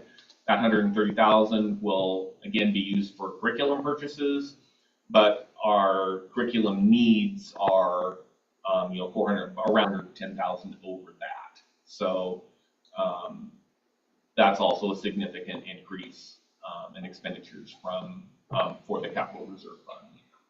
Is that the appropriate fund for the curriculum to be coming from? Shouldn't it be coming from the general fund? It's Superintendent Nielsen and I talked about, we kind of went back and forth on this. Curriculum, I mean, you definitely could make an argument for it coming out of general fund. What Superintendent Nielsen and I settled on is that, I mean, these curriculum purchases, they really are capital purchases. I mean, they're very large, where you hang on to them for, a significant amount of time. One of the more attractive things for me to put it into capital reserve is that it separates it out from general fund. So there are some years where, our curriculum purchases are estimated to be $600,000. There's some years where it's projected to be $800,000. So if we just, kind of going forward, if we're always moving let's say $700,000 from general fund into capital reserve, any overage, can be just retained in capital reserve. And if we, in those years where it's 800 instead of 700,000, then that 100,000 can just come out of capital reserve. So it's just a way to kind of to isolate that a little bit, and keep that funding, together for it. Historically, what fund has our curriculum been coming out of? Historically for the district, so really before I came to the district, it was out of general fund. Okay. And then the last several years, it had been coming out, it had been paid for out of the different ESSER grants. And so now we're coming out of that. So this is kind of maybe like a reset, for that to put it into capital reserve.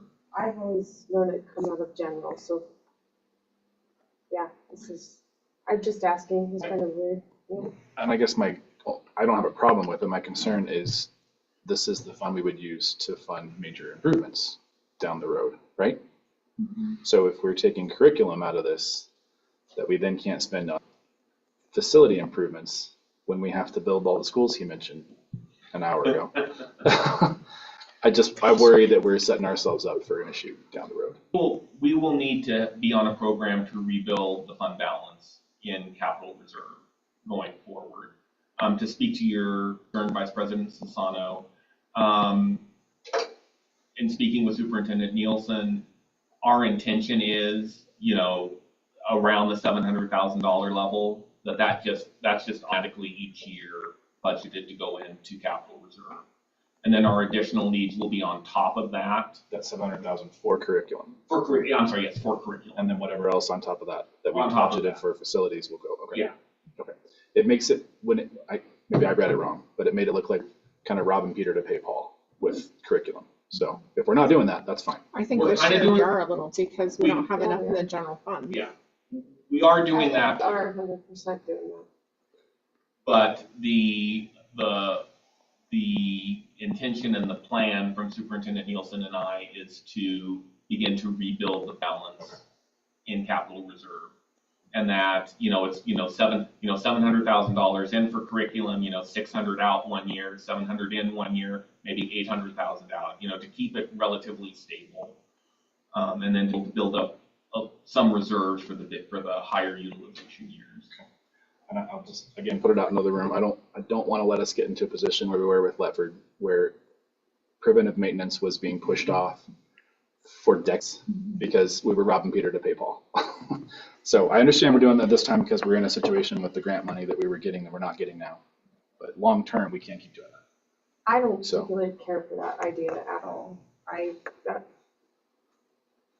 don't understand using monies from that fund for curriculum.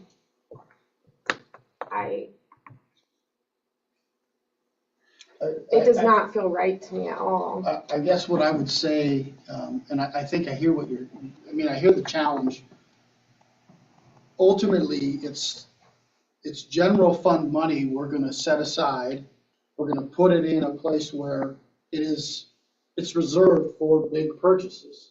That money is not allocated for general fund though. That money is, Director Musgrave, so the revenue for capital reserve is a transfer from general fund. So capital reserve, it does have some of its own independent revenue sources, but the bulk of the revenue from it comes from transfer from general fund but what is capital reserve money for? for capital purchases. But you could make an argument the curriculum is. I understand what you're saying. Okay. That's a big purchase for the district. Some of it is actually physical It is stuff. physical product. So, not always. It's a lot digital now, but I don't feel like it falls into that category, but I just don't want us to lose sight of the fact that I have facilities purchases that we're going to need to make. do we think it falls into that category? I believe it does. Kind of a, I think when we think about the capital work we're doing in a building, we talk about the bricks and mortar, but we can also talk about what we're putting in kids to utilize. So it's, in the end, as we look forward, when we can have more conversations about how we want the budget to look, that's really what we're talking about right now is, are we taking $700,000 out of general fund? Or are we moving $700,000 into capital reserve to use for, and for me, it's the same money. One way or the other. When it's in capital reserve, it's easier to earmark it for the big purchases we're gonna make than it will be when it's in general fund and it's in the circle when we're negotiating. So it makes it more challenging, it'll make it more challenging to hold on to $700,000 annually. And Director Musgrave, there isn't a 100% right or a 100% wrong answer. You can definitely make an argument either way. Part of the pickle we're in this year is we raised the salaries, right? So we don't have the money in the general fund. right. So I'm not saying it's right or wrong either. I'm just saying that's why it's coming out of here. Is there's not money in the general fund, so we got to go to the capital reserve, and then in here we say, oh, well, look at this, that's supplemental. I don't know if it's right or wrong either, but. We're in a comfortable spot right now with a lot of brand new buildings. We won't always be there. So I'm okay with using the money here if we need to for curriculum, but long term, we got to think about the hot water valves at Pioneer Ridge that got calcified because nobody messed with for 20 years. Those pins that need to be replaced. Right. Those kind of things are important, and this is the fund that would come from. So I don't want to lose sight of that. And Director Sisano, a lot of preventative maintenance type things do come out of general fund. Sure. So it's like, Mr. Roseberry has, established preventative maintenance programs, that, every quarter, we pay into, and they come out and they do things like what you're talking about, especially Pioneer Ridge, to to make sure that we're not in that position again. That's all. I just don't want to lose sight of that. That's all. Absolutely. So, thank you. Sorry to sidetrack us. And this concludes my presentation to the board tonight. I can answer any additional questions the board may have. I just had one question. We are looking at slide 3. Is how do you come up with your projected student growth? Is it based, or I'll ask that, what is the projected growth based on? So a lot of it is alchemy. A lot of it is, and a lot of it, I mean, honestly, you know, with COVID really kind of threw a wrench into everything. So year-over-year compares for the COVID years are difficult because everything was just kind of thrown into the air and things weren't normal during COVID. So, you know, we did see, you know, significant student growth. You know, the first time, you know, my time in the district was this October count this year. It was the first year of significant student growth.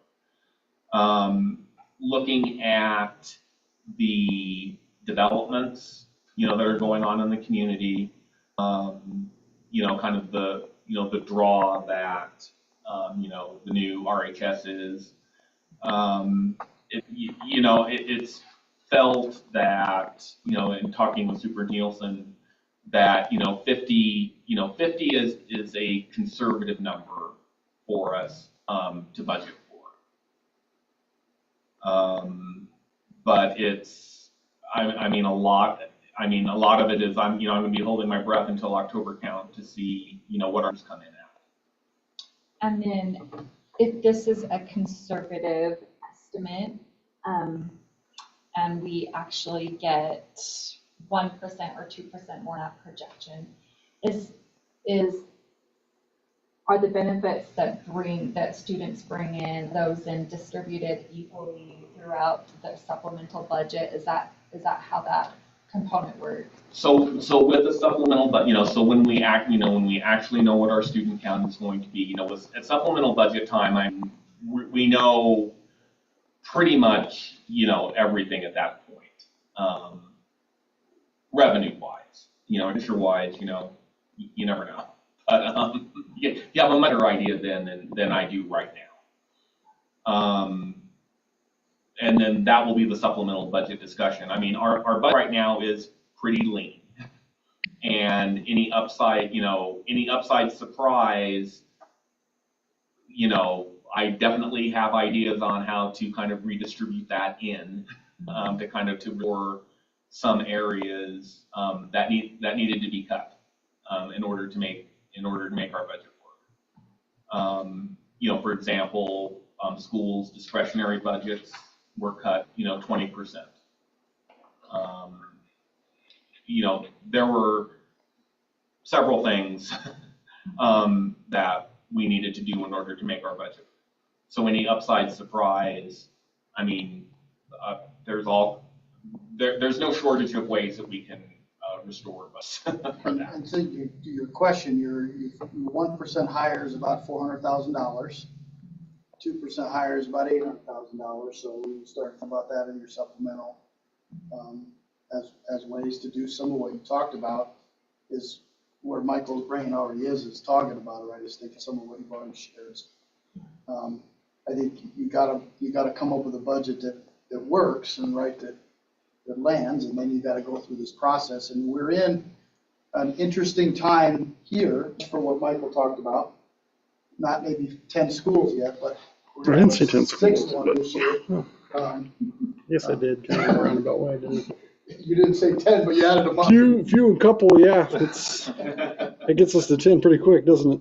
So in that process, right, you're going to be conservative because you can't see the kids, but largely you're going to be in an upswing, so your miss is likely high rather than low, as opposed to other districts around us where they're in a downturn, and you got to really be conservative because you don't want to miss the low. So and then Michael gets to do work that he comes back to us to share, and in the supplemental will look different than what it looks like today. What was the expected increase last year? I think we were right there, weren't we? 60 is kind of sticks in my mind. I thought it was like 20 or 25. I thought he Yeah. shot for fairly low. Well, for us, I mean, so there was, for the district number, which included Civica's, 210. I feel, if I'm remembering, I feel as if our actual number was a little bit higher than our projection. The actual Oh, it number was. was close to 100 students, is what if I remember correctly. And we Yeah. budgeted for close to 100. 164. Good job. And we budgeted for about half of that, right? Well, but most of that increase was for Civica. For this year, it came in really close to our actual district-wide count. I just didn't have them in the right bucket. Civica was 50 kids higher. Okay. Yeah. Projected 50 kids. So, Civica went up 6. And The reason I ask is I know the new school drove a lot of that last year. Right. And I think it will next year, this coming school year. After that, I think other districts have started to catch up with building new facilities. We won't see those huge increases at the high school every year. I think, this is just my personal. So I think you're right on with your budgeting. I'm just curious how we're comparing. And that's definitely a possibility. I'd rather get kids in, grade school, because, we have them for, 10, 12 years instead of just, 3 or 4. As long as they have a seat. Well, that's a different conversation. Okay, thank you. Thank you. So so this was just the overall presentation. Next board meeting, I'll back and I'll ask you to actually approve the budget for next year. With some other things too, surprises. No, just the cash flow. Board member salary increase? Yeah. I didn't see that. I didn't see the board member salary schedule that we I didn't approved. either. President Wales, 100% increase. I love it. I love it. Dollar. Well, 100 times 0 is, well, you can do the math. Okay. Any other questions? Thank you, sir. Thank A you. lot of work. I know it's a lot of work. I appreciate all that you do. Thank Yes, you. thank you so much. Our next item of new business is the policies updated. And I'm assuming all these recommendations are from CASB? Sweet Maria. Well, and Very little changes. There's some clarity on. be prepared because there's going to be more. I mean, this will probably be our meetings for the next year anyways.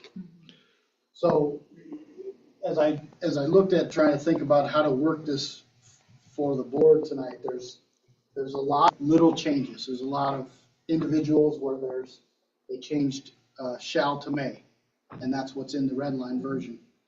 They defined harassment more clearly. There's several that are line updates that had to do with the training that I talked about for principals last week. So as you go through those, you're going to see that's what's there. But there's lots of very small, minor changes. There's some, I'd say, I want to say worksheets, but they're not. That's not what they are. The Regulations. yeah. So our recommendation for us is to adopt the recommendation that CASB has given us. So you have red line versions, and these will be open for the 2 weeks for us. So you've got time to, and again, I would say the same as what we talked about before. Any questions you have on any of them, direct those to me and CC Assistant Superintendent Kramer. Because of the sheer number of these, and again, some of them are going to be, I haven't had a chance to go through all of them at this point. Some of them I have, and I have noticed that there are some pretty minor changes. Is there any of these that are pressing for us to have approved before the start of the upcoming school year? A lot of, we should have all of them Okay. adopted before the beginning of the school. I mean, but if we wanted to push into a third reading on some, would we be? We certainly could. Okay. Now, are you saying you want us to, like, is this to get in line with state law? Every single one of these? All of these have to do with law, Every yes. single one, okay. This isn't suggestions, any of these are not just suggestions, these are all in line with state law? Well, yeah, CASB's gonna take what state law says and give us their recommendation. Correct. There are districts around the state that are, You don't have to do these. taken and not doing So- what, Yeah, I definitely want to go through all these and, yeah. Some of these are no-brainers, right? there are Some- lots in yeah. here that are no-brainers. There are others that you may have to have a conversation as a Right. board and decide what you wanna do. The Title IX stuff is effective July 1. That's the Okay. only thing that is probably too Okay. sensitive is that Title IX stuff. Okay. Thank you. I had a question, like on, for example, DJE, that one. DJE. So what's interesting about that is you said that there's red lines, but this one needs more help. And I noticed that when I went through each one of these, I didn't read them all, but I opened them all up and looked at them all. Like this one has an option 1 or option 2, and we didn't redline these. And we didn't fill in the information. So like as it stands, we can't pass this anyway, because you gotta pick one or the other and you gotta fill in the blanks. So, and this wasn't the only one, it's just an example. So I still think that there is further work to do. And the second item I had, I'm a little disappointed to see that there isn't a website accessibility policy. That's required by state law July 1st. So That was extended for a year. that's the fines. The fines are extended for a year. You're supposed to have a policy and a plan in place, my understanding is by July 1st, and the fines are extended for another year. So I'm a little disappointed not to see that, because if we need 2 readings, we miss that, and we're already missing that July 1st. But this is just a suggestion by them, we don't have to do this, so. Well, the website accessibility policy was a state law, it's HB. It's not in here. Oh, That's what I'm saying, it's missing, oh, I see, and I felt like it should have been. I know. HB Ms. Farmer, 21. Can we HB call on 21, you for any HB clarification on 21. that? Because the most recent one in May, because they passed a Senate bill in May for the fining, the $3,500 per instance fine, but that was delayed to give you time. But the House bill is still needs to go into effect. Like the OIT office of the state has all kinds of stuff all over about it, and trainings and things. So I'm a little disappointed not to see that. We're doing the work on it. I know we're doing the work, and I understand that, but like to comply with the law, right? If we're gonna apply a Title IX, we should comply with the website accessibility. And that one to me is super easy. It's a 2-page policy that the board does, and as staff, it's a 1-page plan that says we plan on fixing things. And then you fix things. It can be very vague, right? do you know which House bill it was? Do you know? HB 21-1110.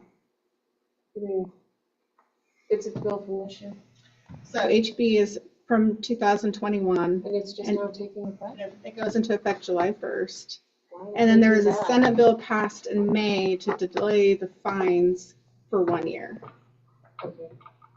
So like, I'm gonna just state this, like, I'm disappointed. Well, we can do that ourselves.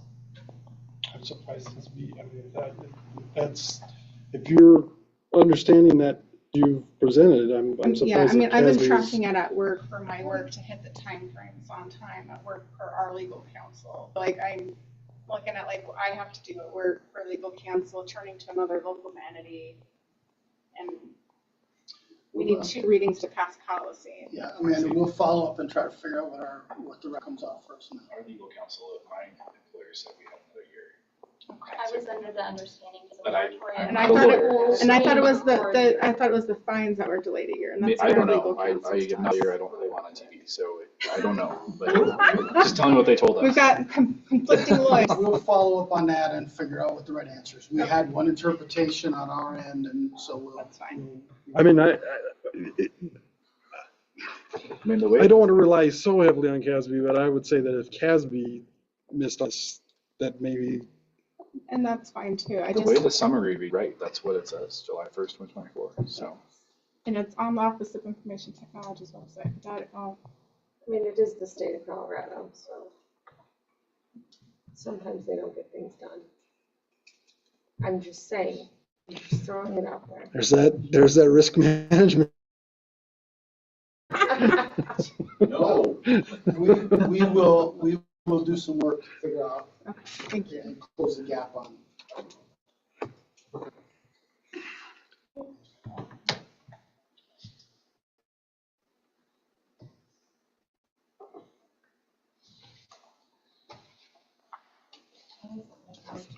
Are all of these on the website, that policy website on the It website? will be after tonight. That was a terrible policy page. Discussion on these. As previously stated, these will be for 2 weeks. We'll do the second reading on the 19th of June.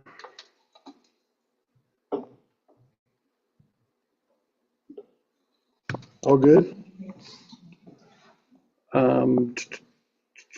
Do we have any citizen comments on agenda items? Thank you, ma'am.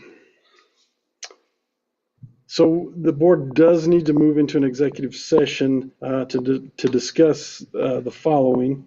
An executive session pursuant to Colorado Revised Statute 20-6-4024H for purposes of discussing matters regarding the appeal of the decision to expel a student where public disclosure would adversely affect the person involved. We need to do another executive session pursuant to Colorado Revised Statutes 24-6-4024G for the purpose of considering documents related to the student's expulsion appeal that are protected under the mandatory non-disclosure provision of the Colorado Open Record Act, Colorado Revised Statute 24-72204A1. And then finally, a third executive session pursuant to Colorado Revised Statutes 24-6-4024B for the purpose of conferring with the attorney for the Board of Education to receive legal advice on the process and procedure related to the appeal of a decision to expel a student. We can do all of those in a single motion. So do I have a motion for the previous stated, to go into executive session for the previously stated purpose? So Okay. We have a motion by Vice President Sassano and a second by Director Proctor. I'm just glad we didn't have to repeat that. I was expecting to have to read it, so. I think Jessica wanted you to. Do you mind if we do a brief reset? Well, yeah, Jessica, will you Are we staying here? please call roll? Monica Johnson? Yes. Amanda Proctor? Yes. Nate Fasano? Yes. Amy Musgrave? Yes. Michael Will? Yes. And so before we all jump up, here's what's going to happen. We're going to have the superintendent. We're going to have the board attorney, which is Miss Melissa Barber, who's sitting here right now. Student A, that's how we'll refer to this. Student A's parents. We will have Principal Sanders, Calvio, Sanders, Calvio, whoever. joining us. Ms. Diagana will be in at the start of the executive session to start the recording. I don't think anybody else from your team. Assistant Superintendent Kramer. Okay, Assistant Superintendent Kramer will be joining us. So we're going to adjourn our regular session at this time, and then we're going to move into the multi-purpose room, the East multi-purpose room now. We will back to these chambers for to adjourn the meeting. Part of your lunch?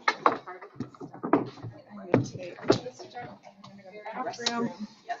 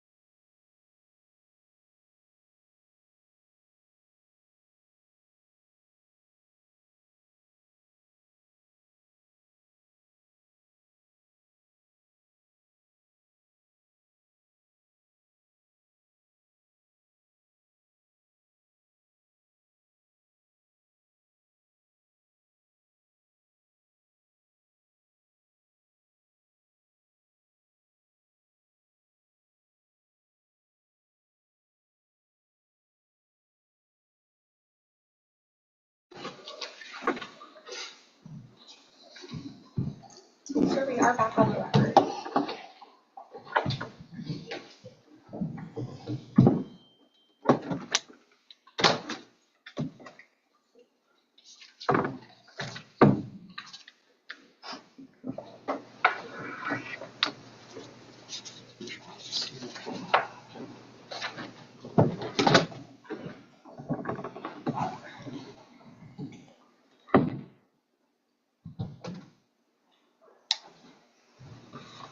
You guys ready? All right, it's 10:09. We'll go ahead and reconvene the regular session. The board just has come out of executive session to discuss the appeal, expulsion of a student. So I'm going to go ahead and make a motion that the board affirm the superintendent's May 9th, 2024 decision that a student at Milliken Middle School be expelled from the Weld RE5J School District through December 31st, 2024, and that the board adopt the determination of appeal and order of expulsion as presented, and that the board secretary be directed to serve the determination and order on the student and the student's parents via hand delivery or certified mail return receipt requested. So a motion by myself, a second by Vice President Lozano to affirm the superintendent's May 9th, 2024 decision. Any discussion on the motion? Hearing none. Ms. Diagano, would you please pull the board? Monica Johnson, Yes. Amanda Proctor, Yes. Nate Sisano, Yes. Amy Musgrave, Yes. Michael Whale. Yes. And so with that motion, the district, we will be affirming the decision made by Superintendent Nielsen on May 29th, or no, I keep saying 29th, May 9th, 2024. Again, we thank you so much for coming out tonight. Appreciate the late hour, and but we're glad that you participated in the process. So thank you. Is there any other business before the board that we need to deal with tonight? Hearing none, I'll go ahead and adjourn the meeting at 10:11. Thank you, everybody, for a productive evening.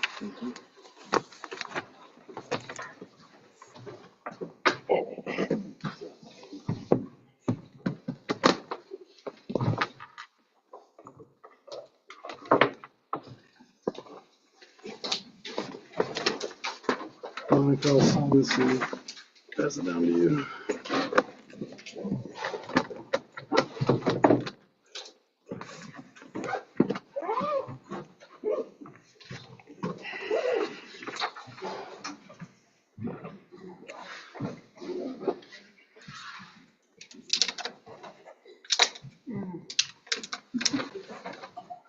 I think we need one signature before you run away. You as well. Thank you for your help. Thank you. Thanks, Melissa. Hey, ask them, probably, you know, Get some imaging? I'm very sorry you have to do this. Yeah, these ones are, these ones, Hopefully vacation. It took a little while for us, you got to Yeah. take the vacation picture. yeah, as I was reading the statement, I was like, oh my God, it's the best pen I put together. That's a great signature pen. That's all I use it for. And it's just. When I was chair of the planning commission, have